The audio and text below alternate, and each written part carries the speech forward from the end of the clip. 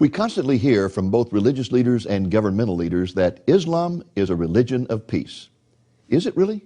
Our special guest today was a professor of Islamic history at Al-Azhar University in Cairo, Egypt. He says that the history of Islam is a river of blood.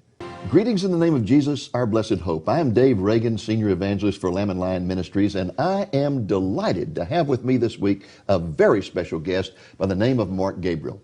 Mark is a former professor of Islamic history at Al-Azhar University in Cairo, Egypt, the world's premier Islamic university. Mark, let's begin by talking about your upbringing in Egypt. Were you born and raised in Cairo? No, actually I was born in south part of Egypt, and my family was moved to Cairo when I was almost 14 years old. Oh, when Yes. you were 14? Yes. Okay. Were your parents strict Muslims? They are. Very devout. Not the secular type of Muslim that we often encounter in this No, country. No.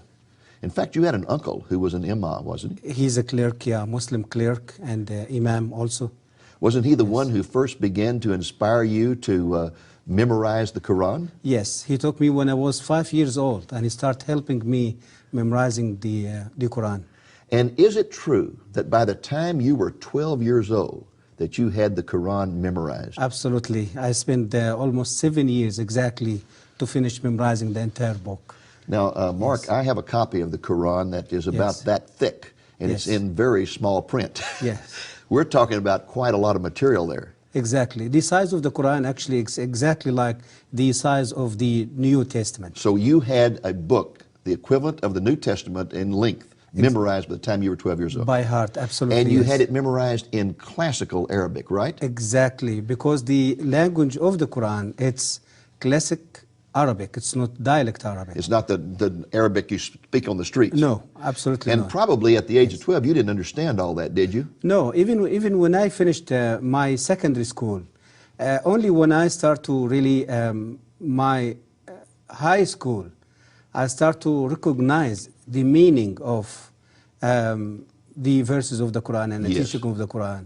But it was a development, you see, from the time I finished the Quran when I was 12 years old till I finished my bachelor degree.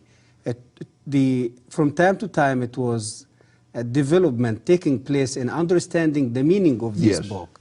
But when I finished my bachelor degree, I was already have the proper understanding of the meaning of this book. And why was it important for you to memorize the Quran as a child? Why did anybody put any importance on that? Is that something important in Islamic society?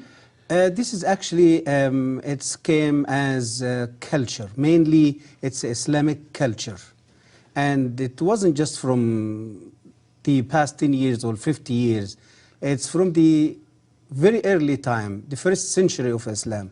Muslims start to take care of giving the Quran from generation to generation. I see. By memorizing the book by heart. Okay. Yes. Now, were you ever exposed to any Christians while you were growing up, either missionaries or Coptic Christians, the basic Christianity of Egypt?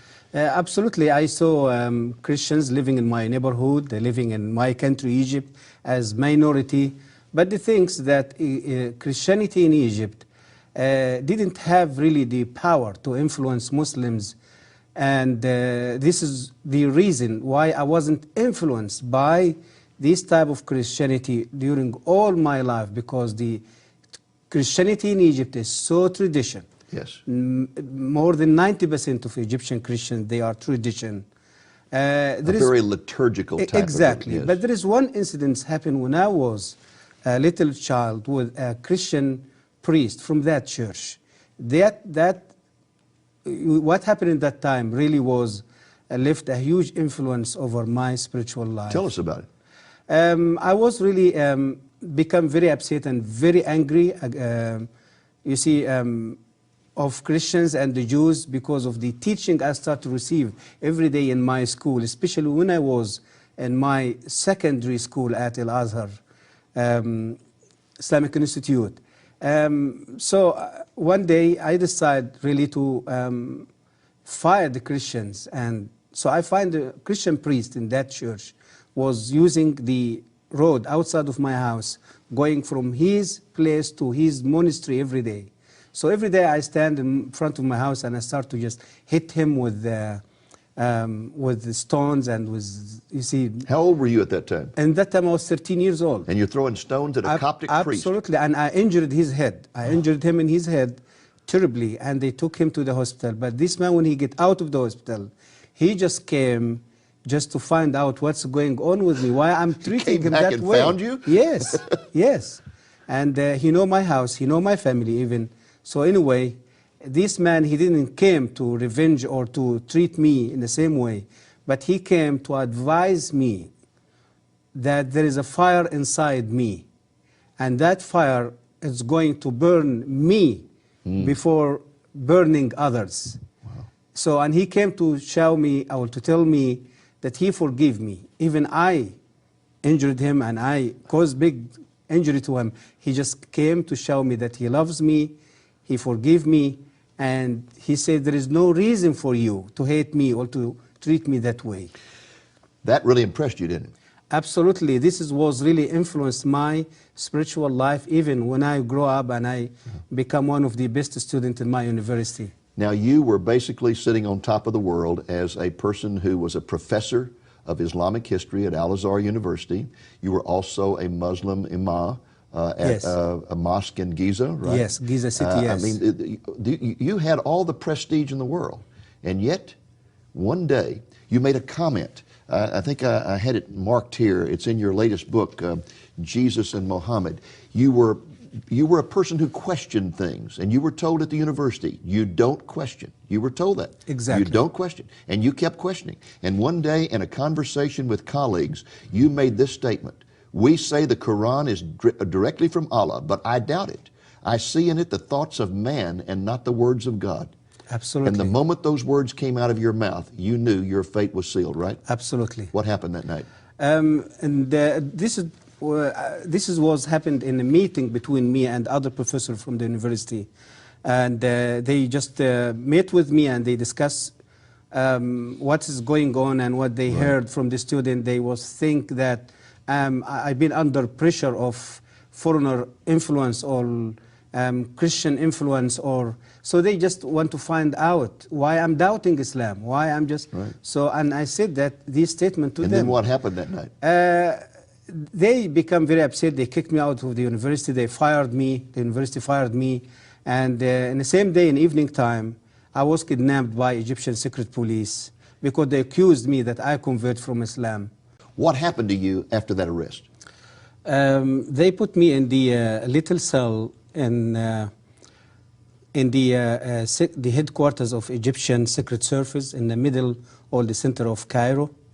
They put me for 3 days with no food, with no water, and in the 4th day they start to interrogate me. They took me to one of the offices, maybe it's in the 6th or the 7th floors, and interrogating me during a day. And that 4th day they start giving me food and water, and because they want to stimulate me and just want to get information that they can. And they find out during the day they cannot just get what they looking for. And they start interrogating me during the evening time. So the evening time, it was the time of torture. With cigarette, they burned me with cigarette in different places in my body. And you can see here in my hand. They beat me. They put me in cold water. They put me in a little in a tank full, you see, filled with water, and they put hungry rats inside that tank, and they put me inside the tank. So you had rats for crawling over you all night? Whole night, and the rats just swimming over the water, you see, around my head. And did the rats bite you? No, no, at all. This is like Daniel in the lion's den. And the next day they took me out, and I was just surprised that I'm still alive, but I don't know what is the next. So, and after that they put me in a little cell with a vicious, hungry dog. And when they put me in a room and they closed the door, and I sit in the middle of the room, and I was thinking that I'm going to be beaten by the dog. Dog, it will eat me, it will. So, but I was surprised when I found the dog. He just came and sitting in my right hand side. In fact, he licked you on the ear, didn't And he? he licked me in my ears. And They must have thought that you were Satan or something to have such power. they said that. They said that this is a human being or something else. They wasn't really.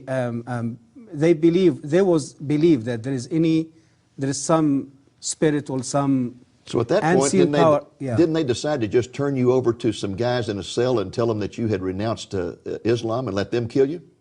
Yeah. So this is the understanding that I've been questioned by professors at the university. I've been fired by the university.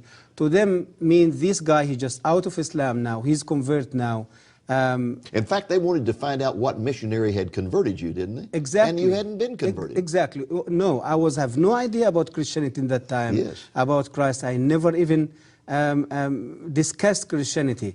But automatically in Egypt, when someone decides to leave Islam, yes, they will accuse him automatically that he became under pressure from church or some Christian and he converted to Christianity. Well, how in the world did you get out of that situation without losing your life? I was crying before the God who was created me in that time. I wasn't know who is. Yes.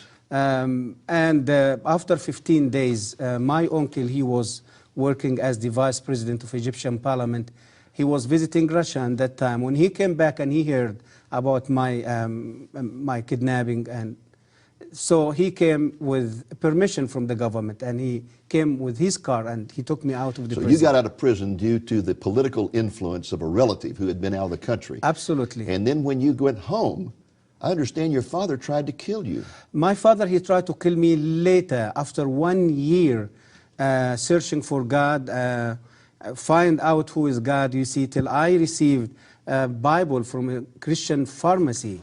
So when I start reading the Bible, I start to find the truth about Christ. After I give my life to the Lord, I lived 1 year, whole year as a secret believer. So when my father heard about my conversion, he shot me with his own gun. He tried to kill me. So you were given a Bible by a Christian pharmacist, and that brought you to the Lord. Yes. And when that happened, your father decided to kill you for the honor of the family, I guess. Because, yeah, he just felt there is a shame going to be over him and all the life, or the family, even the community. So he shot at you several times and all the bullets missed? No, one bullet missed me, about maybe 5, 6 bullets. I understand that your sister finally got your passport, got you out of the country, and where did you go? When my father, he just shot me and tried to kill me, I was running away from his faith, and I went to my sister, and in my sister's house, I put the whole situation in front of the Lord, and the Lord showed me to get out of Egypt in the same evening, same day. My sister helped me. She brought my stuff. And where did you go to when you fled? I fled to South Africa by the road, traveling from Cairo to South Africa for 3 months over the road. And I was the first Egyptian who did overland journey between Cairo and Johannesburg their trip take almost 3 months. Okay, and so then you get to South Africa, and did you meet some Christians there? Yes, in South Africa I met with many Christians, and many churches, they start to hear about my story because the public media in South Africa, they wrote articles and published articles about my story. And Is it true that assassins were sent to South Africa to kill you?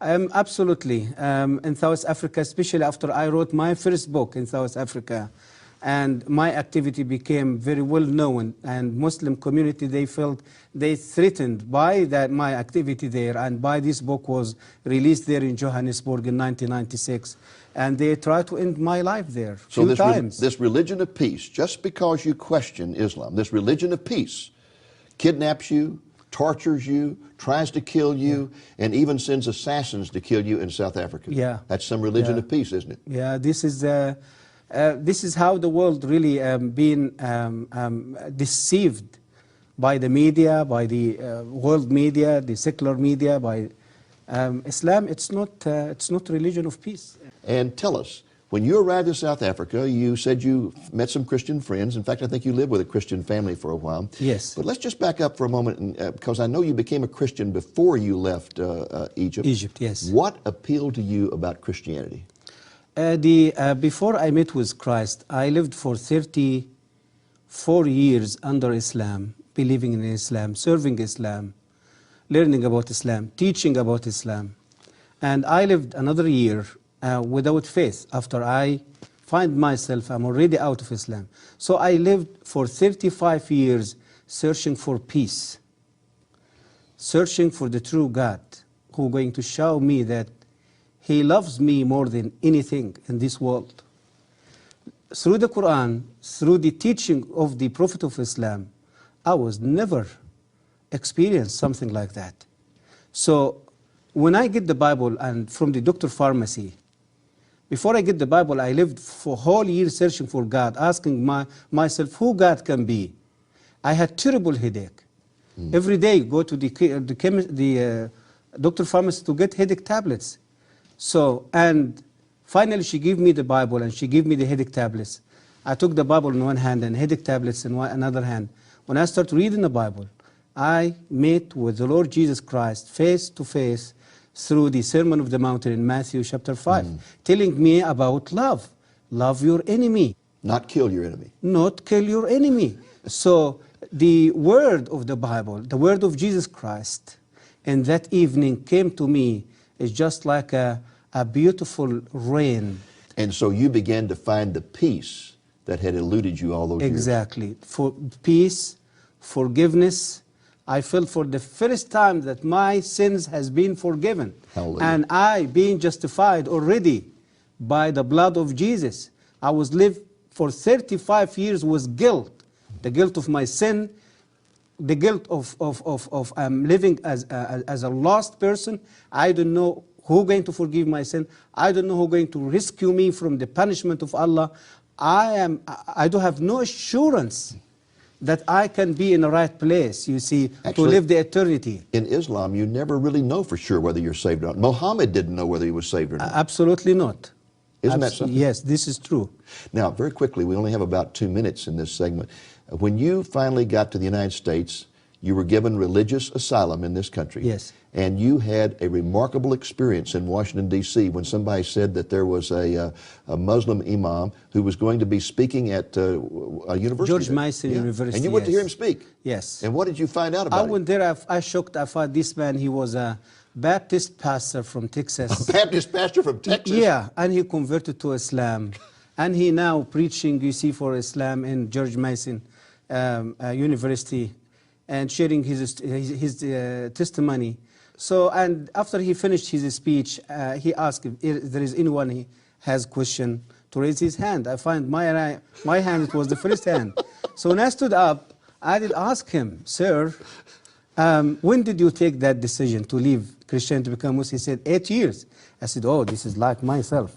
And my next question, since you convert to Islam and you left Christianity, did any church or any Christians order to kill you because the Bible said that the penalty of Christian apostasy is death? He said no. Did the FBI persecuted you here or arrested you here or tortured you here because you left Christianity to become a Muslim? He said no. I said to him, sir, I'm a human being like you. And I have the right to take a decision to change my religion or my faith like you. And I was a Muslim like you. I was an imam as you was a pastor. And I took the same decision you took. But the difference between me and you, that I was treated by Islam. I fired from my university. I kidnapped by the secret police. I've been tortured. I lost my family. I lost my country. And the sword of Islam is on my neck wherever I go. Why? Because the Quran said so. That the penalty of a Muslim apostasy, it's death. That is an incredible story. And in fact, folks, there's something about this particular story that he did not mention, and that is that when the man stopped speaking and asked for questions, he was the first to raise his hand, stood up, and first of all identified himself as a former professor of Islamic history at the university. And the imam was so impressed by that he said, oh, honored professor, please come up here and take over the podium. And the next thing he knew, he was on the stage at the podium in charge of the whole meeting. Absolutely. And asking him questions. Yes. Isn't it amazing he how the was Lord shocked. works? Exactly. And showed immediately Yes. that the difference between Christianity and Islam, that he leaves Islam and everyone tries to kill him and kicks him out of his family. He leaves Christianity and none of that happens to him. And yet Islam's supposed to be the religion of peace. He's still enjoying his life in America because of the freedom brought to this country through the Christian and the biblical principle. Yes. You know, the point that you made a few moments ago about no one in Islam knowing for sure whether they're ever saved or not, Yes. unless they die as a martyr. Yes. Then they have the assurance of salvation. Absolutely, this is But true. otherwise, there's no assurance. Even, again, Muhammad did not know for sure whether he was saved or not. Yes. That's a horrible thing to think you're Yes. having to earn your salvation, and no matter how hard you work, Exactly. you still don't know. Exactly. You still don't know. Exactly, this is What true. what a glorious thing it is that to encounter grace. Grace. Absolutely. I was questioning, the doctor pharmacy was giving me the Bible after Muslims, fanatic in Egypt, attacking a Christian church. I was so upset. I was so little baby Christian. I did ask her, why people you can defend your church, you defend your people. What she said to me, she said to me, Mark, I want to say something to you. Our God, He is not in need for us to defend Him or to kill others to defend Him or to defend His church. Our God, He is strong enough to defend Himself, His name, and His people. Mark, most of our viewers have never read the Quran, and they don't know really how different it is from the Bible. So fill us in. Give us a comparison here between the Bible and the Quran. Yes, the Quran, as Muslims believe, considered the holy book of Islam. The size of the Quran, it's exactly like the size of the books of the New Testament. And the book contains 114 chapters. Which are called surahs. Which called in Arabic term, Arabic language, surahs. Okay. Exactly. And the book is considered, as the Muslims believe, the word of Allah who was revealed directly from Allah to Muhammad through the angel Gabriel. Okay. Now, how does it differ, though? I mean, an average person, let's say an average Christian, has read the Bible, and he's aware that when you start reading the Bible has lots of stories, and it tells this story and that story, and the relationship with God, the nature of God, is taught through stories. But you don't find that in the Quran. No, actually, the Quran wasn't really organized logically. And when the Quran usually discuss about a specific story, for example, like the story of Abraham, or the story of Joseph, or the story of Moses, you're going to see that these stories, it's in all over the Quran. All over. So you like have somebody shot a shotgun. And exactly, exactly, and the Quran. Even when they translate the Quran into English or another foreign non-Arabic language, they just transfer the meaning of the Quran, you see, to the English or another language.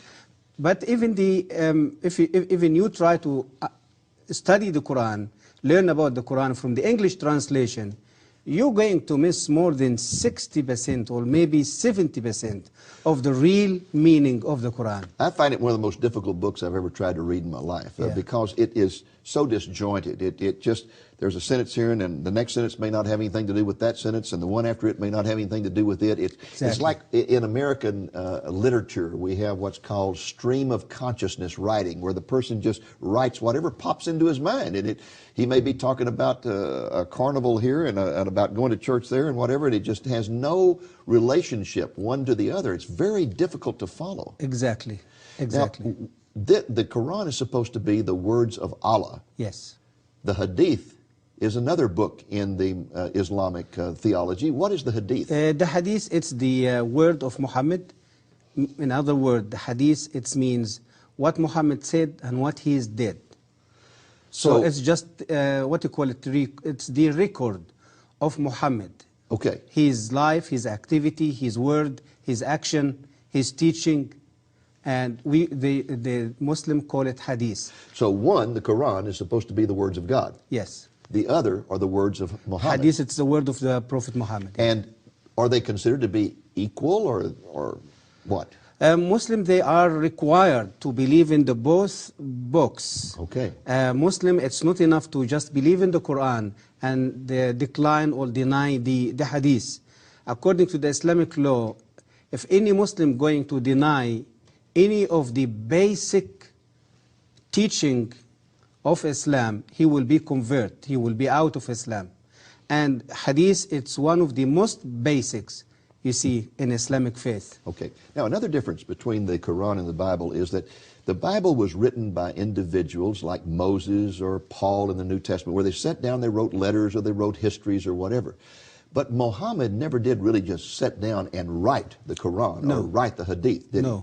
No, he just simply, for example, with the Quran, he was usually in trances and he would make statements and people would write those down. Exactly. And all that was compiled later on after his death, wasn't it? Exactly, yes. And the hadith is just statements that were compiled by compilers. It might be statements that wives remembered or friends remembered or whatever, and they just kind of put them all together. Exactly. All right. Exactly. Now, in the Quran, there are a lot of contradictions, as well as in the Hadith, a lot of contradictions. Yes. For example, you can find verses in the Quran that talk about loving Jews and Christians. Yes. And treating them with respect. Yes. Then you can find verses that talk about killing them. Exactly. How do you account for these contradictions? Did Allah change his mind? A Muslim, they justify this contradiction by Arabic term, and Muslim and Islamic principle, they call it naskh.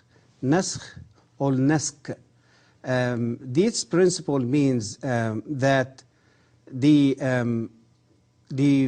future verse going to come, it's going to decline or cancel the what you call it, the previous verse. Okay, so a later verse, yes, would cancel out an earlier verse. Exactly. That might contradict with it. They call it naskh. If you ask them, but why Allah do that? They will say He do that for the benefit of Muslims and for the benefit of the human being. For example, I remember you giving an example about alcohol. Yes. Give us that example. Exactly. Like, for example, when Muhammad started to preach about his religion, the people in Arabia at that time, they was alcoholic addicts. They loves alcohol. They cannot live without alcohol. And he finds it's going to be too difficult if he's going to give them a command to stop drinking alcohol and to obey his command. So what he did, he just gave them a halfway command. He said to them, no problem, keep drinking alcohol, but when you're going to come to pray to the mosque, you have to stop drinking alcohol till you finish your prayer, and after you finish the prayer, you can go back and drink alcohol again. So after a while, he came back to them and he said, no, this doesn't work. No alcohol going to be allowed anymore. And another verse came and canceled the previous verse. And Muslims, they become very upset, very angry. But how come? We can't do that. And a later verse says, okay, don't worry. Be patient. Believe in Allah. Believe in His Prophet Muhammad. Believe in His Quranic word. And if you're going to have the ability and you're going to stop drinking alcohol in your life, Allah, He is not going to forget that. He will reward you with a river of alcohol in the paradise the day when He's going to send you to the paradise. So we go from just drinking alcohol occasionally to not drinking it during prayers to not drinking it at all to you're going to have a river of alcohol in heaven. Exactly. This is the development of the contradiction, you see, of the teaching of the Quran. And you find the same in the attitude toward Jews and Christians. Absolutely. At the beginning, it was one of respect and honor, and then when they did not accept His revelation, He turned against them and began to argue, you must kill them. Absolutely. Firstly, it was a development also was taking place in this subject, in His relationship with the Jews and Christians. Firstly, He started to adore Christians and Jews, saying a wonderful thing, people of God, the people who carry His word, the people who protect His word. And later, He said, yes, you are these people. But listen, I am the final prophet, came with a final testament. You have to believe in me. Means He started to debate them and reaching out them. So they refused. They asked Him sign. The Quran says so. Ask Him sign. Give us a sign that we can believe. So, and He cannot give a sign. And he went back to Allah and cried before Allah, help me to perform miracle or to give sign to these people that they can follow me. And Allah became very upset with him and said to him, okay, listen, go back to these Jewish people and these Christian people. Tell them Allah gives you plenty miracles in the Old Testament, and always you rebels and against him. No more miracles. It is only one way: to submit to Islam, to accept Islam, or to pay the tax. And if you refuse to do so, you will be killed. So it was development also taking place in this, you see, in this contradiction of the teaching of the Quran toward the Christian and the Jews. Mark, let's talk a little about the Muslim view of Jesus. I read in the paper recently where a Muslim imam was invited to speak at a large Christian church in the Chicago area. And when he got up to speak, the very first thing he said was, "I want you to know that we Muslims love Jesus as much as you Christians do." Was that an accurate statement or not? It's not. Absolutely it's not. And the statement of this man, it's a deceitful statement. Why? Because the image of Jesus Christ in the brain of Muslims, in the Quran, in the Hadith, in the teaching of Muhammad, it's totally different than the biblical Jesus. The Quranic teaching and the Islamic teaching about Jesus, it's Jesus, just he is the son of Mary. He was born from Mary through a miracle performed by Allah.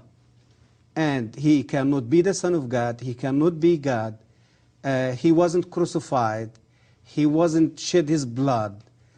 The biblical view about the identity of Jesus Christ, it's misinterpreted by the Quran and by the Islamic teaching. When this man say a statement like that, he absolutely deceived the Christian congregation in the church as the Muslim imam after September 11. Yeah, just trying to get them on his side. Exactly. Right? Yeah. Deceived the world through the secular media by telling that Islam it's a peaceful religion. Now, same way.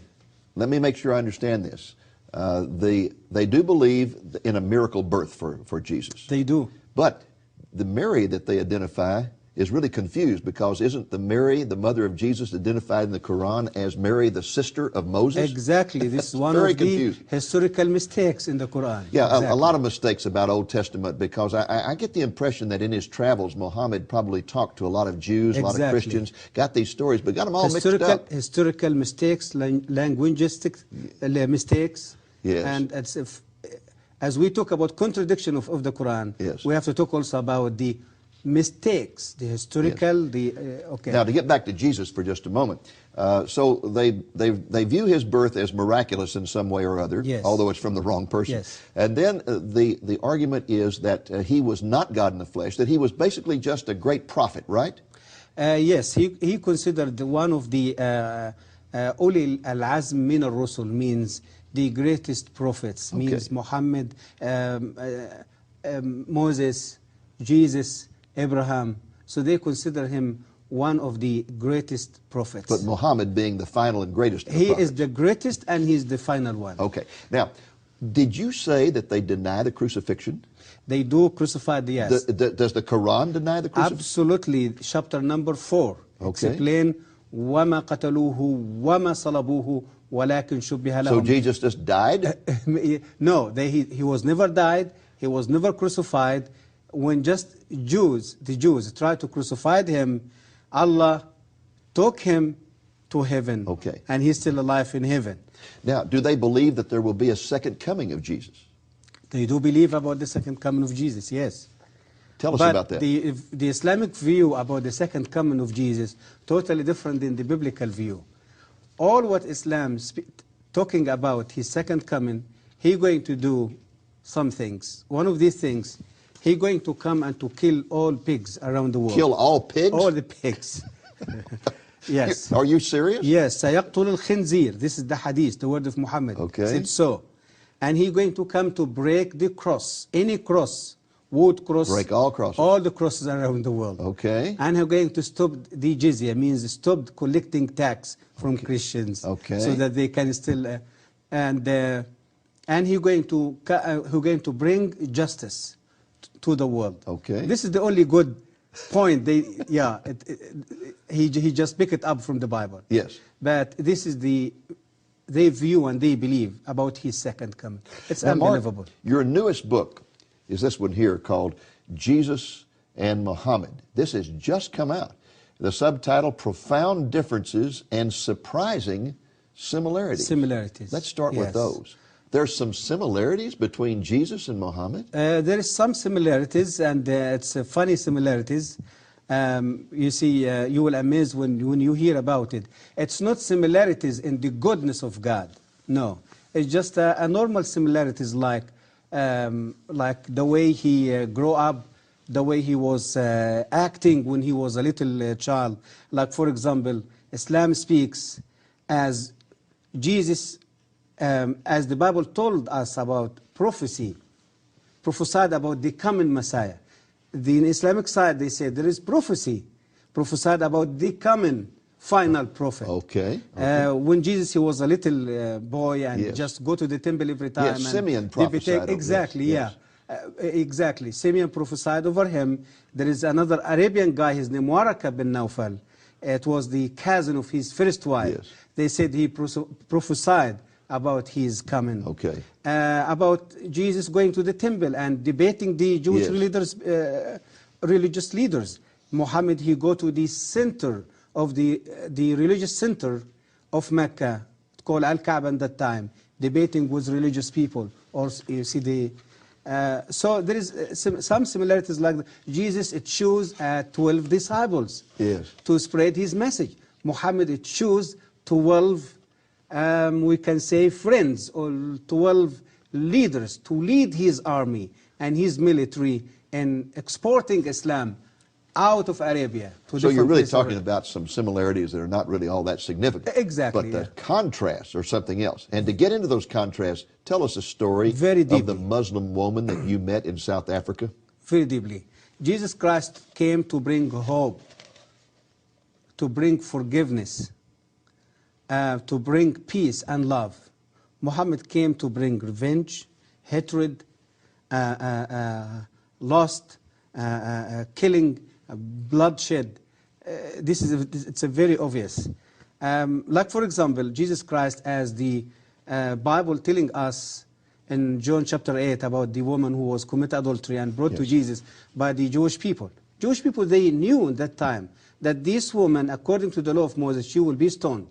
But they came to test this great preacher and teacher in Jerusalem. What are you going to say about that? And you know the story. He confronted them. He asked them, if any one of you live with no sin, just come and stone her. Because they knew the fact about themselves that they are sinners. They left the woman in front of him and they just walked away. Jesus came to the woman and asked her, there is any one of these people judge you? She said, no. He said to her, even me, go back and sin no more. In other words, Jesus, by what he did and said to this woman, he fulfilled his word that the Son of Man came not to kill or to destroy, but to give life.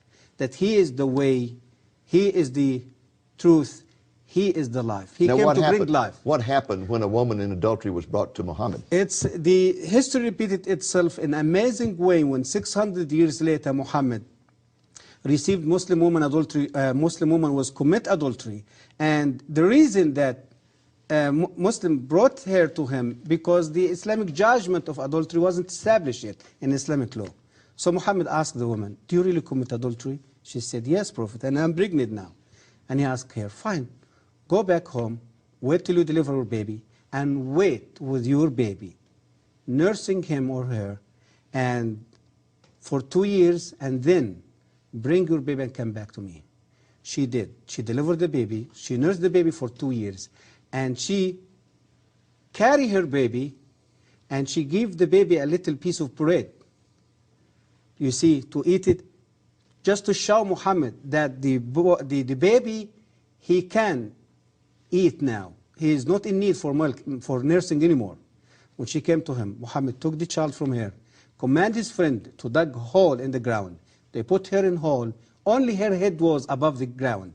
They stoned her and killed her in front of her baby. Now, folks, let me tell you something very amazing about this.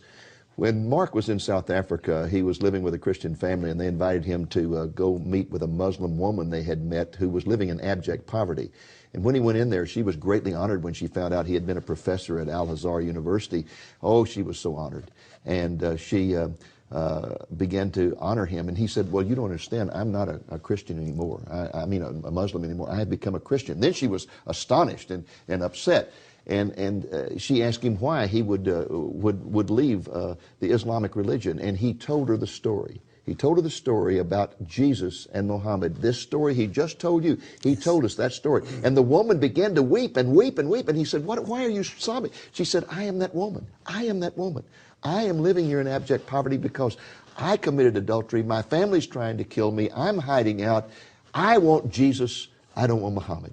And through the telling of that story, she accepted Jesus. She accepted the Lord Jesus Christ. He delivered her baby. Her baby was baptized in Baptist Church. And we just praising the Lord for that. The whole book, Jesus and Muhammad, that tells stories about amazing parallels between the life of Muhammad and Jesus, where they had similar situations, and shows the difference in the way in which they responded to them. Mark, our time is almost up. We have just about 1 minute. Would you just look directly in the camera and talk to any Muslim who may be watching this program? What would you say to any Muslim?